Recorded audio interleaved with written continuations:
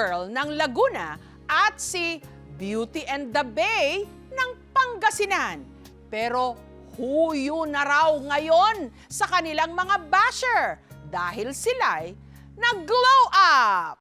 Sa mga babad na sa social media noon pang nakaraang dekada, sa malamang pamilyar sa inyo ang babaeng ito. Ang kanyang mukha kasi naging laman ng samot-saring memes. Kaya binansagan siya noong meme girl.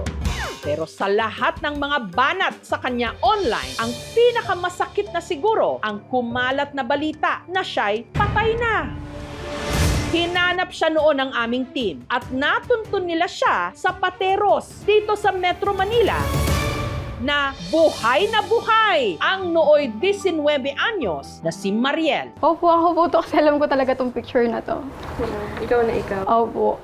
Taong 2010 pa raw nang nakunan sa Quezon City ang picture niya na nag-viral. When someone uploaded yung isa sa friend ko, sa akin, wala lang yon. Hanggang sa naging viral na nga siya, hinayaan ko lang. Hindi niya inakala na ang stolen shot niyang yon nanganak na nga ng iba't ibang reaksyon, komento, pati na fake news. Yung below the belt, sinasabi nga na yung meme girl na yon is patay na. Patay na pala ako, di ko alam. Iniwasan daw niya noong ma-stress, lalo't malapit na siya noong maging ina. Bakit daw siya papaapekto sa mga panlalait sa kanya sa eskwelahan? Gayong isa siyang consistent honor student. Pag nila i-judge yung tao based doon sa nakita nila, lalo na kung hindi nila kilala, what if namatay na nga talaga yung tao dahil doon sa ginawa nila? Makalipas ang mahigit isang dekada, ang kwento ni Mariel muling gumawa ng ingay nang ipinost ulit ang kanyang kwento. Hanggang may isang nag-post online at inako na siya raw si meme girl.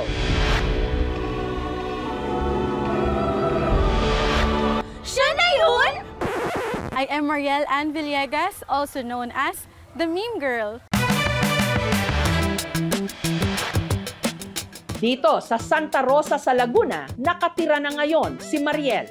Gulat, mga friends ko, sinend nila sa akin yung mga links. Nag-gain na naman siya ng traction. Sabi nila nag-glow up, iba na yung itsura. Talaga ba? Feeling ko lumaki lang ako. Mula raw nang itampok dito sa KMJS ang kanyang istorya. Hindi lang daw followers niya ang tumaas, pati na rin ang kumpiyansa sa kanyang sarili. Ito ang kabog na comeback. Comeback to the young and beautiful you. Yung support to fight bullying, they are sharing their life stories as well.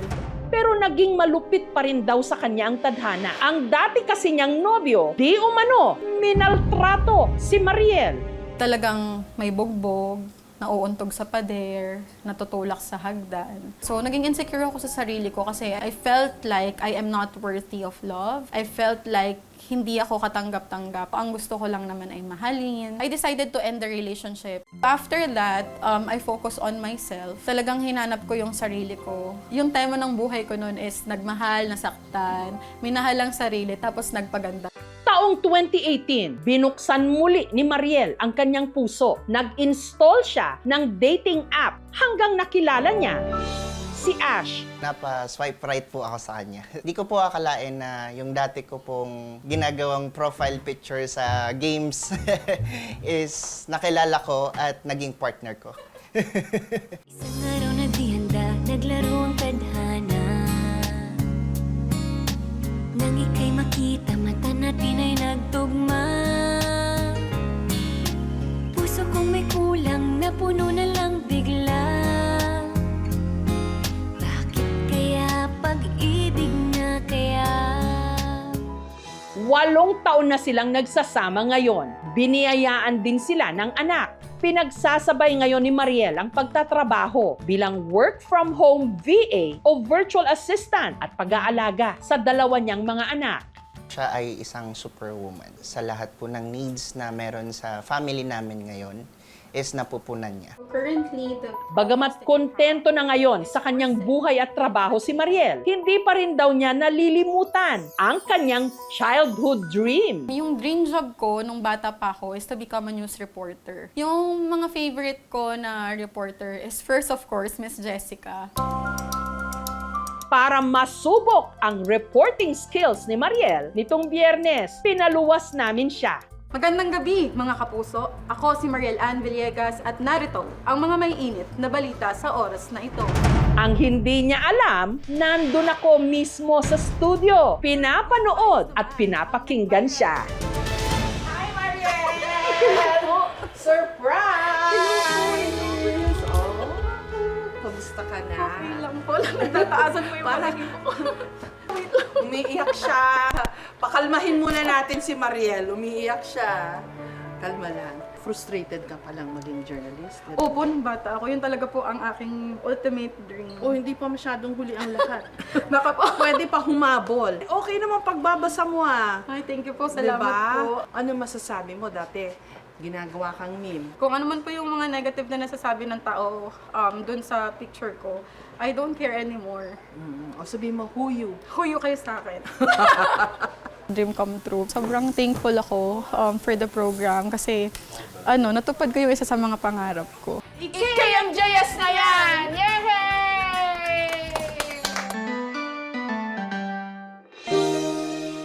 Isa pa sa nagbigay ng good vibes na istorya ng KMJS sa nakalipas na mga taon ang binansagan ng netizens na Beauty and the Bay. Litrato ng babae na isinayaw ng campus heartthrob sa kanilang prom night. February 14, 2018, Valentine's Day. Saktong petsa rin ng huling prom ng campus heartthrob na si Chris. Naisayaw na niya ang 10 sa kanyang mga kaibigang babae. Pero nung tumugtog na ang huling kanta, lahat nagulat nung nilapitan ni Chris ang nais niya palang maka-last dance. Isang araw na di handa, naglaro ang tadhana. I saw this girl sitting away from the dance floor where everyone else has been dancing and laughing and breathing heavily. I knew for a fact that there's a problem, and I also knew that I am meant to do something. Achiever, ang outgoing grade 12 student na si Chris. Consistent top student, editor-in-chief din ng kanilang campus paper at president pa ng kanilang student council. Pero nitong mga nakaraang buwan, may nakakuha ng kanyang atensyon ang tahimik at mapag-isang si Lorraine. Puso kong may kulang, napuno na lang bigla. Bakit kaya pag-ibig na kaya? Pagdadaan pa ako, nag-hi po ako sa kanya, tapos nakikipagbiruan po ng konti. Lagi po ako pinapansin na yung pinagtatawanan. Hindi ko pa po sila pinapansin kasi po baka lalaki rin po yung away. Sa totoo lang daw, napilitan lang umattend ng prom noon si Lorraine. Kaya ayaw ko po pumunta kasi tamad po. Tapos wala pong yung suot na damit. Kaya nung mismong prom, mas pinili na lang daw niyang maupo sa isang sulok. Feeling ko wala pong sasayaw sa akin. Kahit isa. Ang hindi niya alam, may nais palang siya ang maka-last dance. Walang iba, kundi ang campus heartthrob na si Chris. Ikaw nga ba si Mr. Right? Ikaw nga ba love of my life? Ikaw nga ba ang icing sa ibabaw ng cupcake ko? Ikaw nga ba si Mr. Right? Ikaw nga ba love of my life? Ikaw nga ba magbabalik ngiti sa aking mga mata? Si Mr. Right ka ba? Makalipas ang halos isang dekada, kamusta na nga ba sila? Dito sa bayan ng Mangaldan sa Pangasinan, nakatira ngayon si Lorraine, ang dating mahiyain. Ngayon, nag-glow up!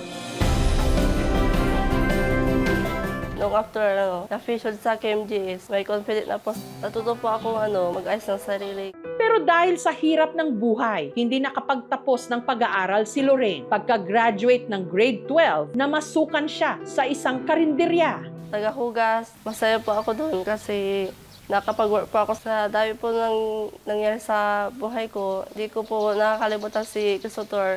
Samantala, ang ating Mr. Right, si Chris, isa na ngayong CPA o Certified Public Accountant sa siyudad ng Dagupan. Pagkatapos ko pong graduate, nag-take po ako ng master. Kaka-graduate ko po this January 2026 sa awa ng Diyos.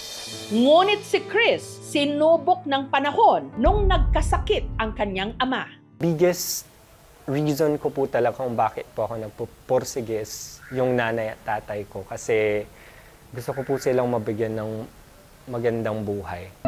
Matagal na raw silang hindi nagkikita ni Lorraine. Actually, naging inspiration ko din po si Lorraine nung college. Wala pong communicate. Gusto ko po ulit siya magkita para umustahin lang po.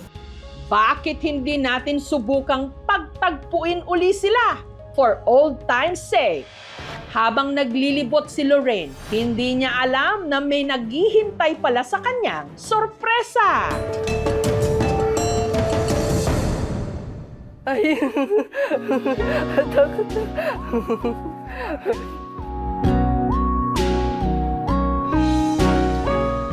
Basta ka na eh. Okay na. Okay naman. Nabigla ako sa'yo. Hindi mo alam na, ano? Na, Sabi kasi ni Mama, busy ka sa work, sabi nila sa'yo, kaya hindi kayo. Ibuksan mo. Si Chris may dala pang regalo para kay Lorraine. Oo.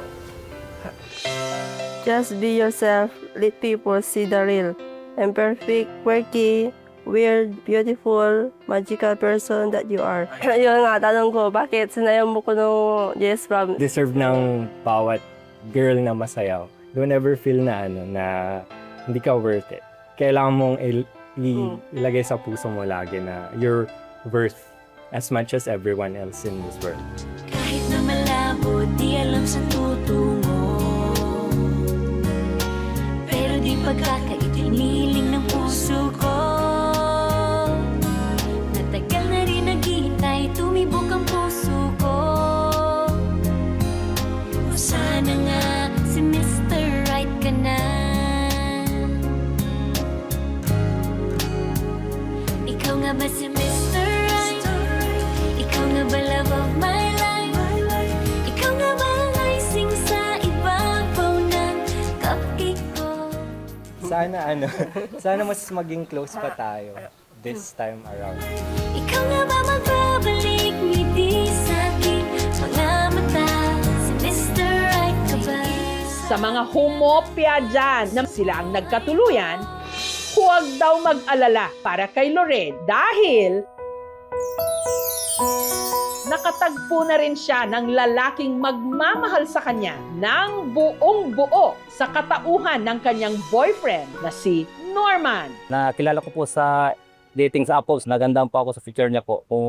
Pumunta po ako doon sa bahay nila. Nagdala pa po ng bulaklak at saka tsokolate po. Akala ko suplado po siya, sir. Nung nakilala ko siya, ang totoong ugali niya po, sir. Mabait po siya. Siya po yung pinakamaganda, wala pong katulad po, sir, para sa akin. Uy. Hindi ko mapigilan ang aking nadarama. Pag ika'y kasama, ang pangit ay gumaganda. Sabi nga nila kung tunay na ang pagsinta, mala pelikula, happy ending pa. Gayunman, ipinagtapat ni Lorraine kay Norman na meron siyang anak sa pagkadalaga. Tanggap ko po yung anak ni Lorraine kasi po, mail din po ako sa mga bata eh.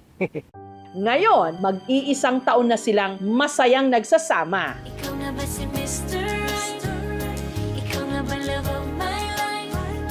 Ikaw nga ba ang icing sa ibabaw ng cupcake ko? Si Mr. Right na ba sa Salamat dahil dumating ka sa buhay namin ng anak ko. Tapos piyaga ko yung anak ko.